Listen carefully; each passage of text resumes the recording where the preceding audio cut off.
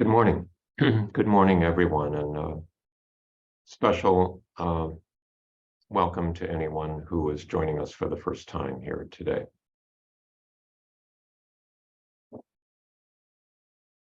So, Carol, over the past several years, has been communicating with people in state penitentiaries, prisoners, and getting letters or now emails back and forth. And she received one such email not long ago, last week, from a prisoner named Andy. Andy is a longtime Buddhist practitioner. He's also been in prison for a long time, I guess about 15 years, and will likely be there for many more years. But he sent an email that is, it almost has the structure of a Dharma talk, so I wanted to share it with you. It starts off with description of a situation, followed by a short text, followed by a short commentary. And I'll just read it first. And some of you may have read it because Carol sent it out as an email.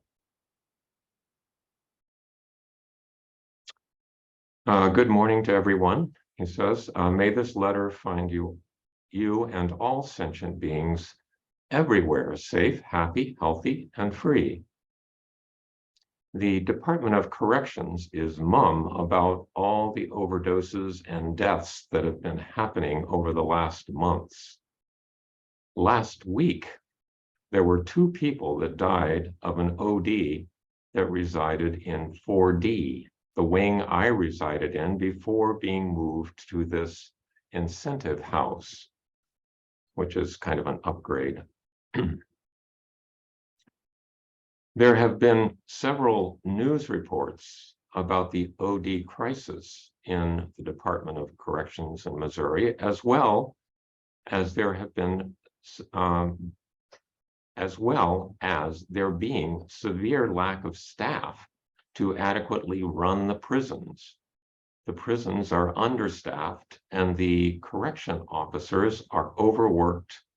And so, yeah, the same issue is with medical as well. It's taking people dying in order for change to take place. I am now back to incentive status. I live in 6D. It is so much better in this housing unit. There's probably 1% or less of the riffraff in this house that took place in 4D house. I still work in recreation. I was moved to this house about 10 days ago. Here's something I recently came across. When karma brings you to it, the Dharma will bring you through it. Happy moments, remember the Dharma. Difficult moments, seek the Dharma. Quiet moments, think of the Dharma. Painful moments, trust the Dharma. Every moment, be thankful for the Dharma. And then he comments, wisdom is a process of grieving. Outwardly, the wisdom means acknowledging the temporaries of life, to accept aging, death. And as my practice grows, my vision and my heart are required to come to terms with this. Visions and thoughts of my own aging and death, and the aging and death of those around me continue to arise. The outer change involves letting go of. As my meditation practice progresses, the inward process of letting go and grieving is then allowed to happen. I am reading a book Seeking the Heart of Wisdom by Joseph Goldstein and Jack Kornfield. And in talking about impermanence, they say that to come genuinely into the moment means that our sitting must teach us to die. We must die to our attachments, our hopes and dreams, and to all our fears and expectations. In order to be here fully, we must grieve and let go of it all, under constant and powerful focused attention on the present moment. We see that life dissolves into fleeting microscopic granules, moments of arising and dissolving. This is my practice and where I am at, sitting and realizing the wisdom of every moment. It's a very simple strategy, but hard to employ.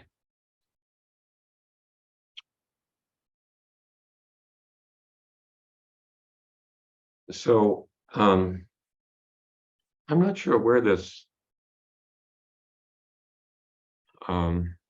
reading comes from that he cited, where the text comes from. When karma brings you to it, the Dharma will bring you through it. And talking about the value of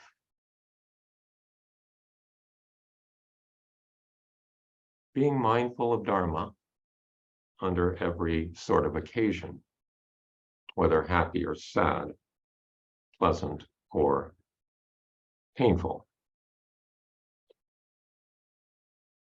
So the situation he's describing in the prisons is certainly real. There are overdose deaths in prisons, and some people not familiar with this issue may be surprised. Well, how could they get drugs in prison? Because there's so much security. How could drugs get into prisons? But they do.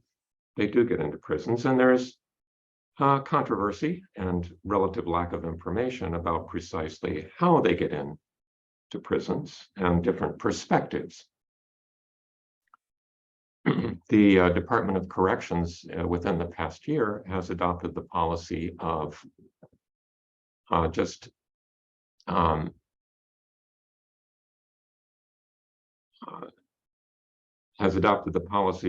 not allowing prisoners to receive physical mail or packages, thinking that this might help, that somehow the drugs are being hidden in the packaging or in the paper or something that is allowing them to get into prisons. From the perspective of many prisoners, they will tell you that most of the drugs coming into prisons come via staff. KMOV did a special on this issue, and they cited someone who has been in and out of prison over the past 10 years. And his impression is that most of them do come in from staff and various reasons, in various ways.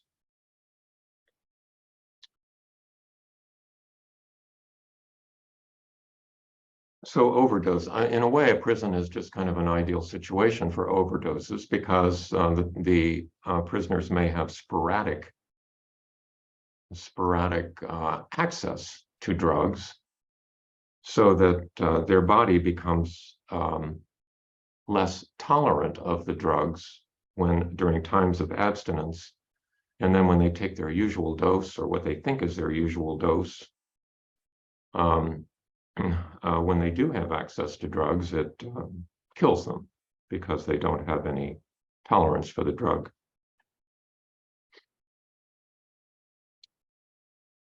Sometimes people refer to these as recreational drugs. But I think in many cases, probably in most cases, they're better referred to as desperational drugs. This prisoner that KMOV interviewed puts it this way: It's more like a pacifier for them. It's not something they want to quote or unquote engage in. It's just, I'm depressed and stressed and don't have nobody and can use this to pass the time.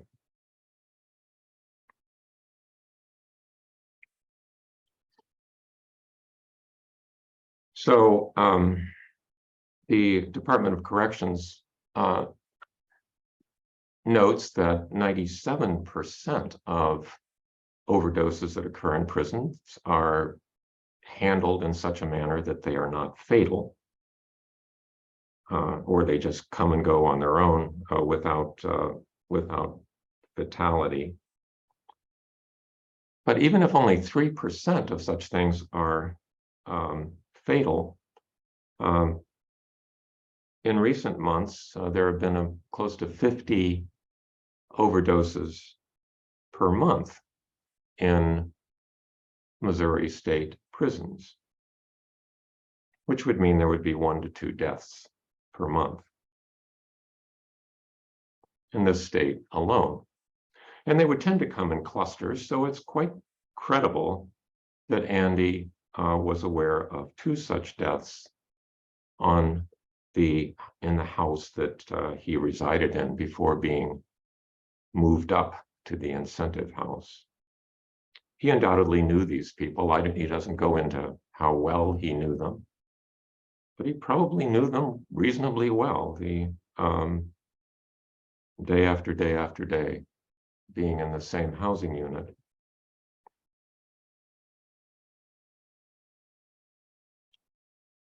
So Andy is describing dukkha,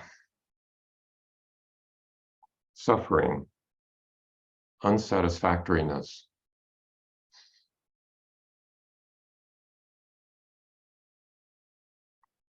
But then he goes into a verse about Dharma and karma.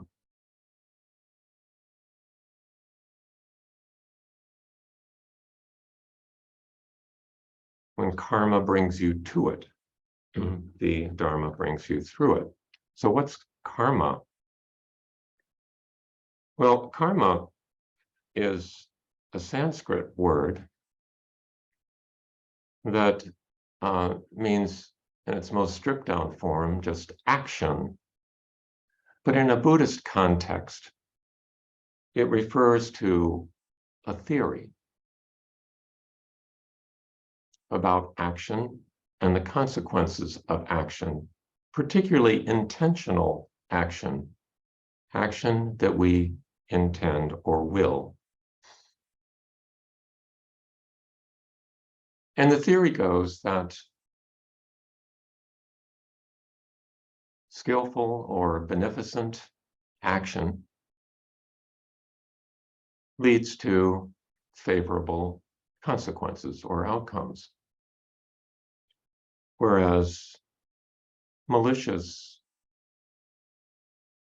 intentional action leads to unfavorable, regrettable, painful outcomes and dukkha.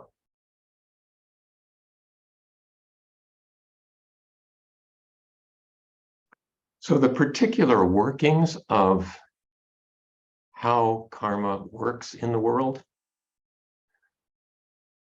according to classic Buddhist teachings in the Pali Canon, are one of the imponderables. What the Buddha referred to as things that you're better off not thinking about too deeply because it will drive you crazy.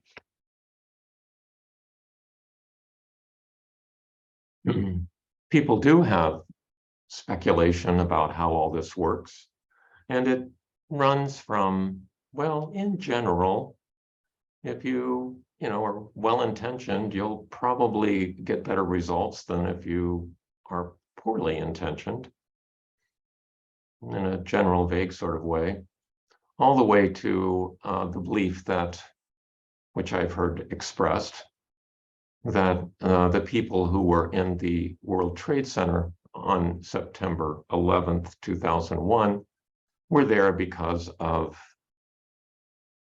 their karma, because of some intentional action that they had taken either in this life or a previous life, which to me seems totally implausible, but to some people is credible.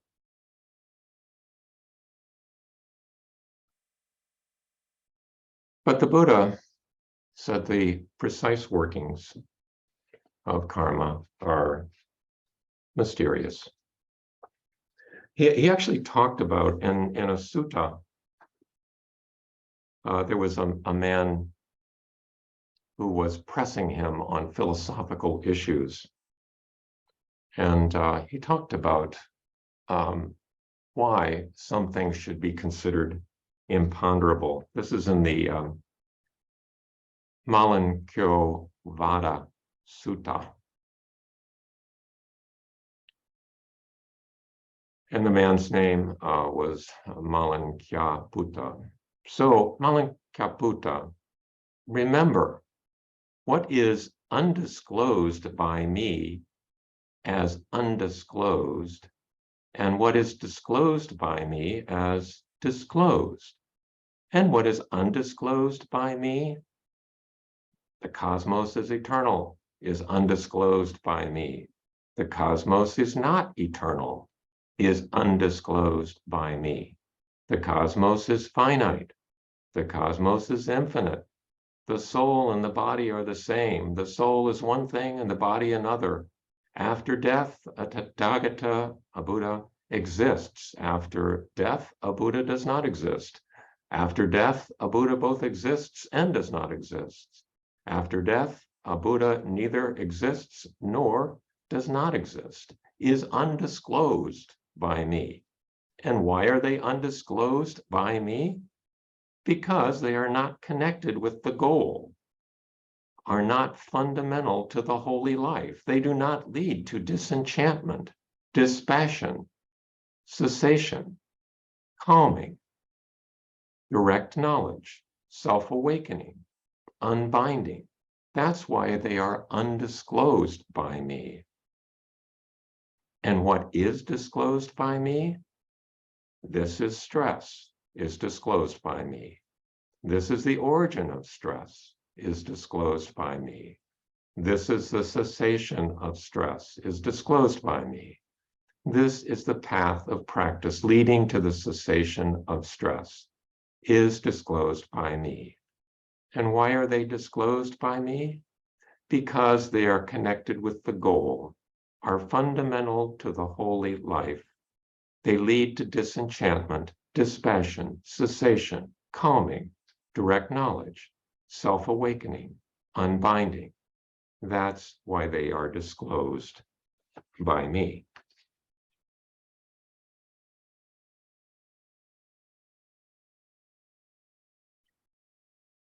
So essentially, Dharma is understood to be the teachings of the Buddha, and also that which the teachings of the Buddha are based upon, which is reality.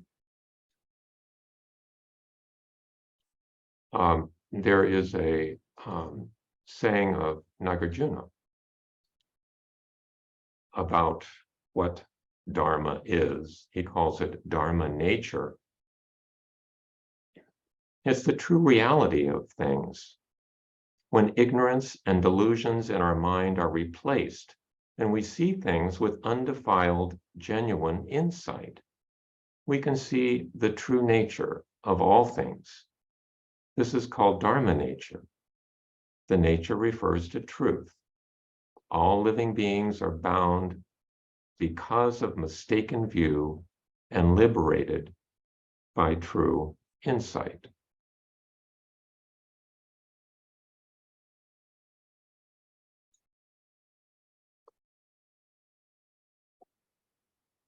So what this passage that Andy included in his email seems to be telling us is that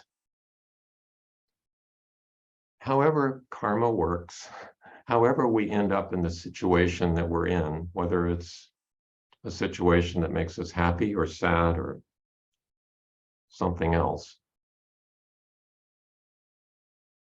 that keeping in mind the Dharma, keeping in mind our true essential situation is wise and profitable and the way to unbinding. And I think, we often think that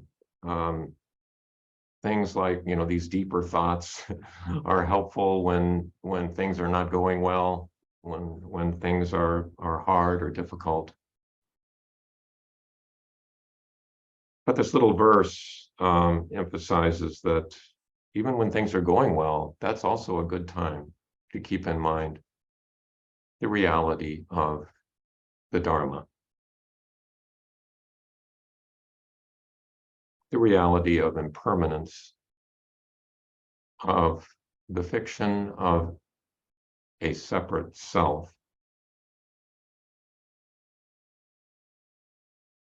and the reality of suffering in the world, to keep it in mind, no matter what's happening.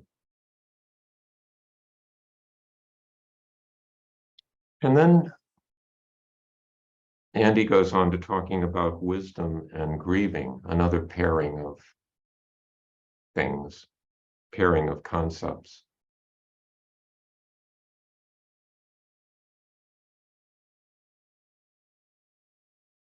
The fact that he's talking about grieving suggests that he had more than a little reaction to the fact that two of his housemates died within a month, an essentially needless death, preventable death.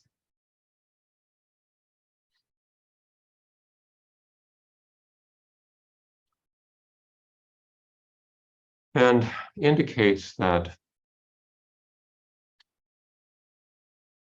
within the grief, within the painfulness of grieving, the painful emotion that is associated with loss, within that lies the seeds of wisdom.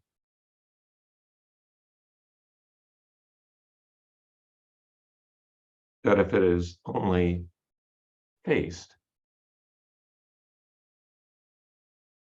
and accepted, wisdom can be allowed to arise.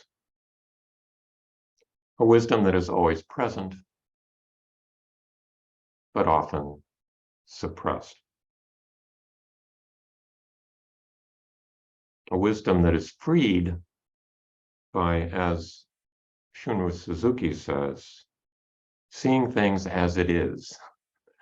People tried to correct him on his grammar in English, but he insisted on saying, the Dharma is seeing things as it is.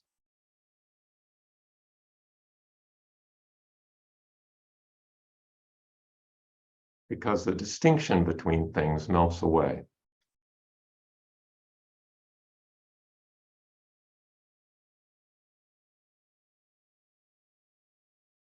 In the true essential reality of the Dharma.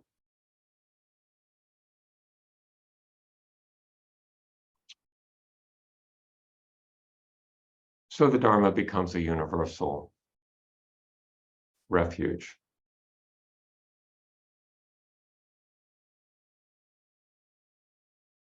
A place to seek some solace,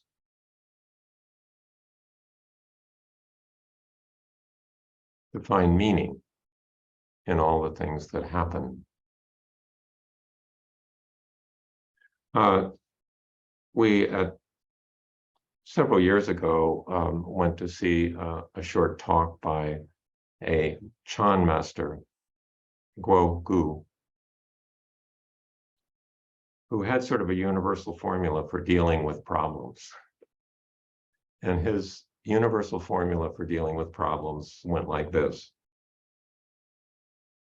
face it, accept it, respond to it, and then let it go.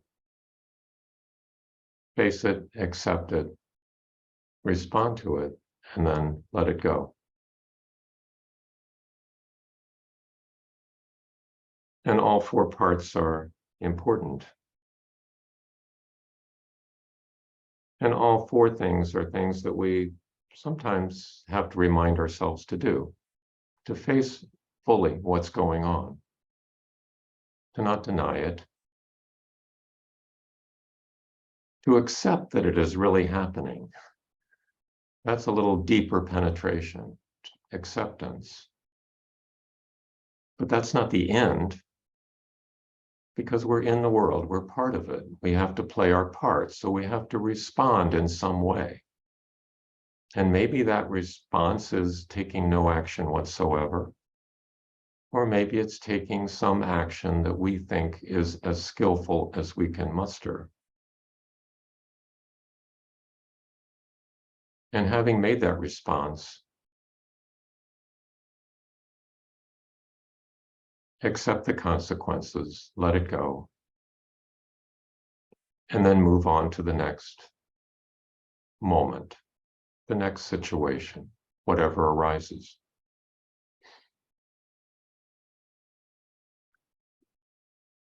So I'm going to stop there. I went on longer than I intended. But I was moved by this communication from Andy, and I wanted to share it with you. So I invite your comments about the situation he's in, about this notion that the Dharma is sort of a universal solution to every situation, and more specifically about the notion that within grief, within some of the painful emotions that we inevitably experience, lie the seeds of wisdom. So we'll break up at this point into smaller groups, and for discussion, and then return in a few minutes before the end of our time.